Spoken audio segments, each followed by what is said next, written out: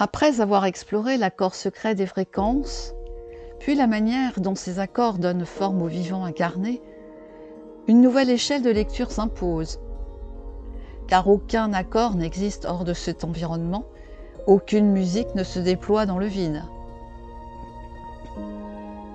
Nous entrons ici dans l'écoute de l'orchestre philharmonique invisible, celui des chants, des flux, des résonances cosmiques, au sein desquelles chaque forme de vie est immergée. Tel un orchestre philharmonique, les cordes créent une harmonie riche, fondement de l'orchestre. Elles portent la trame, la tension, la continuité, jusqu'aux cordes vocales du petit dôme, où la vibration devient voix. Les bois et les cuivres apportent la couleur, le souffle et la puissance. Ils mettent l'air en mouvement, transportent l'énergie, amplifient ou modulent ce que les cordes structurent. Les percussions introduisent les ruptures de rythme, marquent les seuils, signalent les changements de phase. Elles frappent lorsque la musique doit basculer. Dans cet orchestre invisible, les chants jouent le rôle des cordes, les flux solaires et terrestres celui des bois et des cuivres, les événements extrêmes frappent comme des percussions. Le petit dôme, quant à lui, est un orchestre miniature immergé dans cette vaste composition. Lorsque les cordes se tendent et que les vents s'intensifient, les percussions entrent en scène. Elles ne créent pas le chaos, elles signalent juste un changement de mouvement. Dans le vivant, elles prennent la forme de chocs, de crises, d'événements intenses, marquant les seuils à franchir. Ce qui se transforme aujourd'hui ne concerne pas seulement la surface des choses, mais le milieu même dans lequel toute forme prend naissance et se maintient et s'accorde. Des ondes, des particules, des rayonnements traversent le système solaire, frappent les champs qui enveloppent la Terre et viennent perturber les équilibres fins sur lesquels repose le vivant. Ce qui s'amplifie à l'échelle cosmique résonne jusque dans la matière, dans les corps, dans les systèmes biologiques, dans les structures mêmes de l'organisation du vivant. C'est cette variation de résonance, ce champ d'acoustique global que nous allons explorer ici. Très longtemps, la matière a été pensée comme solide, stable et localisée. L'atome lui-même fut considéré comme indivisible. La farandole des atomes et l'accord secret des fréquences dévoilent ce que la physique moderne révèle aujourd'hui.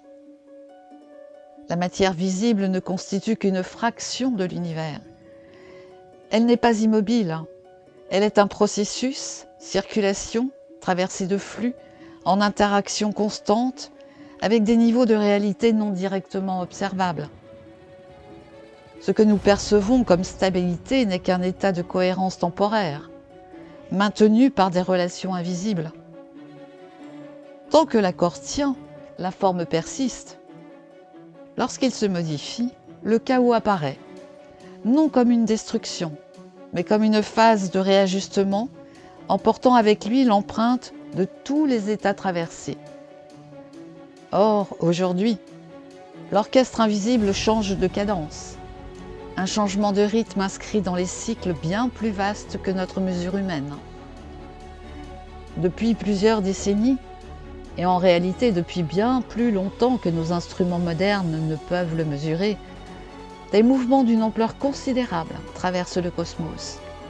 Ondes, flux et rayonnements énergétiques se propagent à travers l'espace et viennent interagir avec le champ géomagnétique qui enveloppe la Terre. Ce champ géomagnétique, généré par les mouvements du noyau terrestre riche des métaux en fusion, est à l'origine de la magnétosphère, un vaste bouclier invisible qui protège la planète des vents solaires et des rayonnements cosmiques. Il confine une partie des particules énergétiques dans les ceintures de Van Allen, limitant leur pénétration vers la surface et le vivant. Le pôle magnétique nord est l'un de ces repères dynamiques. Depuis sa première localisation au XIXe siècle, il se déplace. Il a quitté progressivement le Canada pour dériver vers la Sibérie. Longtemps, lent et discret, Ce mouvement s'est nettement accéléré à la fin du XXe siècle, révélant une instabilité croissante dans les profondeurs de la Terre. Parallèlement, le champ magnétique global montre un affaiblissement mesurable. La magnétosphère devient plus perméable, laissant pénétrer davantage d'ondes et de particules qui traversent le cocon terrestre et entrent en interaction avec l'ensemble du vivant. Il évolue, fluctue, se déplace. Le Soleil, chef d'orchestre local de ce système, n'est pas une sphère paisible. Il émet en permanence des flots de particules, des ondes électromagnétiques et des rayonnements couvrant un large spectre de fréquences, des ultraviolets jusqu'aux rayons gamma. À chaque éruption solaire, à chaque tempête ou éjection de masse coronale, ces émissions se propagent dans l'espace et viennent percuter la magnétosphère terrestre. Elles se présentent comme des trains d'ondes successives, une véritable houle cosmique, des lignes d'ondulation qui s'amplifient ou se densifient selon l'énergie qu'elles transportent. Ces bouffées de particules, propulsées à plusieurs millions de kilomètres par heure, s'ajoutent au vent solaire. Ce souffle continu émanant du Soleil et rencontre le champ magnétique terrestre. Guidées par ces lignes de force, elles sont canalisées vers les régions polaires, là où le bouclier est naturellement plus ouvert, et y pénètrent plus profondément. Lorsque la magnétosphère est stable, elle amortit ses flux. Lorsqu'elle s'affaiblit, elle résonne, se déforme, et laisse passer une part plus importante de cette houle énergétique, propageant ses effets bien au-delà des hautes latitudes. Ainsi, la valse des ondes nous laisse admirer la magnificence du spectacle des aurores boréales, qui naissent de l'interaction entre l'atmosphère terrestre et les particules chargées provenant du Soleil, signe lumineux d'une interaction profonde entre les champs solaires et le champ terrestre. Au-dessus de l'Amérique du Sud et de l'océan Atlantique Sud, une autre zone, une anomalie, un trou dans le champ magnétique terrestre, appelé aussi le triangle des Bermudes de l'espace, s'agrandit d'année en année. Elle perturbe les satellites qui échappent à tout contrôle, expose les avions à plus de rayonnement. Les ordinateurs plantent, des astronautes voient des lumières clignoter devant leurs yeux. Depuis peu, cette zone s'étend et s'intensifie à une vitesse qui s'est accélérée. Ces phénomènes ne sont pas abstraits. Ils laissent des signatures mesurables de multiples longueurs d'onde dans l'ionosphère. Ils modifient la structure électrique des couches hautes de l'atmosphère, perturbent les communications, les systèmes de navigation par satellite et peuvent provoquer des disjonctions dans les réseaux électriques. À cela s'ajoutent les phénomènes de résonance globale, comme la résonance de Schumann, qui reflète l'activité électromagnétique de la Terre en interaction avec l'ionosphère.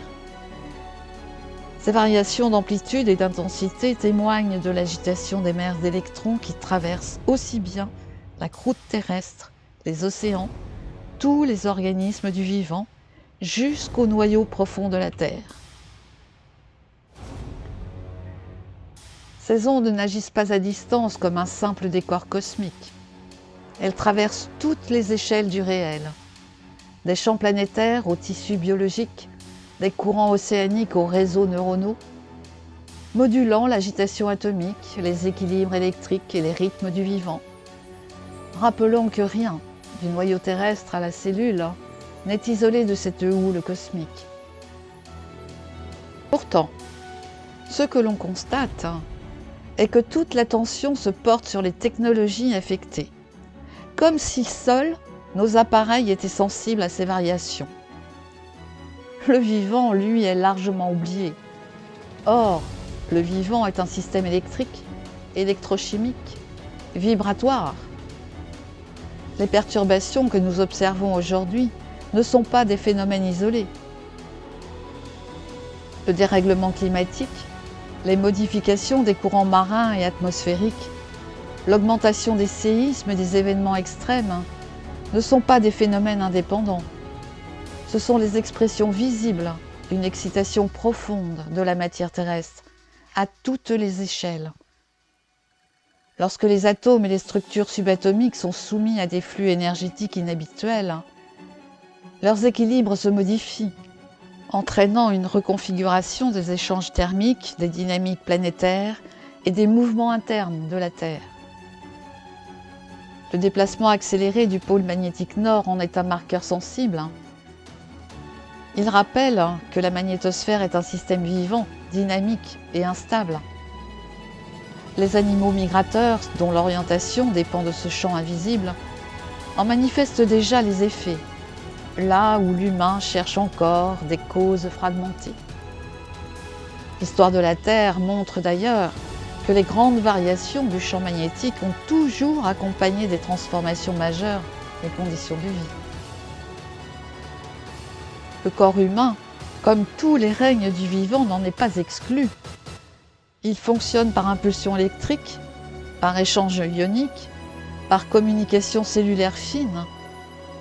Le système nerveux, le cœur, les neurones reposent sur des équilibres électromagnétiques précis.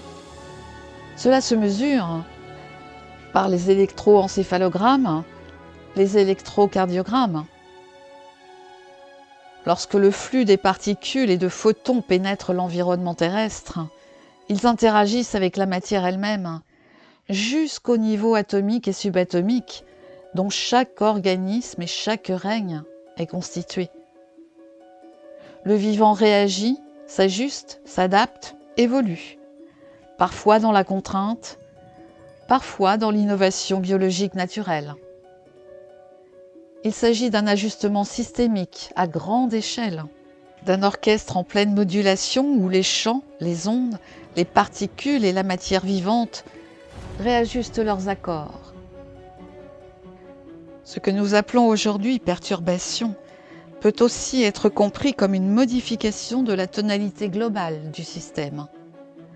Et comme toujours, ce n'est pas l'instrument qui décide du tempo, mais l'ensemble de l'orchestre et de son environnement global élargi.